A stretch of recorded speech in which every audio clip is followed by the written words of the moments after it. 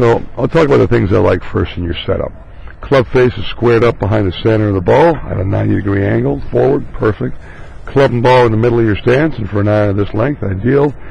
Feet roughly shoulder wide, so it allows you to push off and pivot. And the alignment of your body, not bad. Feet and hips are lined up perpendicular to the club head, very good. A couple little things. I'd like you to stand a little taller. You can see there's a little bit of a hunch there. So you have a little taller spine angle. You could have a little, just more of the body weight on the balls of your feet. If we hunch over like that, there's a tendency to kind of sit back on your heels, right? So a little more athletic stance. And as I mentioned, it was your forearm that if it rolls over like this, see that?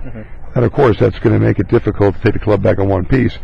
If it stays underneath, and it wasn't really your hand position changing, it was just the forearm and pressure changing. Tighter, there, softer, underneath. So keep that right hand a little bit lighter. That'll keep the shoulders in an easier position to take the club back. And that's what we're going to watch now, the takeaway.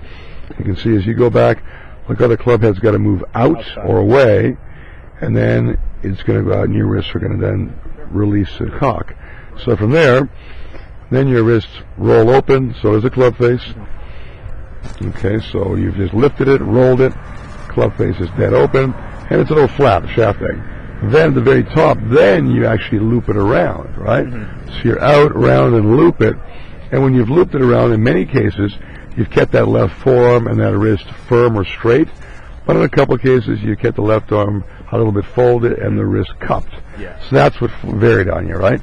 So if that club head could go back a little more directly back from the ball and up with your shoulders, you can keep that angle much better. Not and get away from cupping or bowing.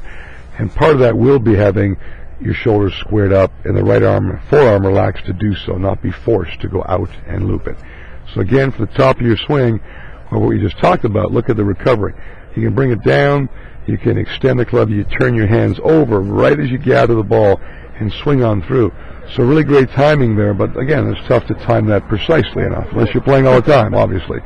But that's going to be difficult. So just less moving parts, club face staying square throughout the motion, you just rotate and pivot. Okay?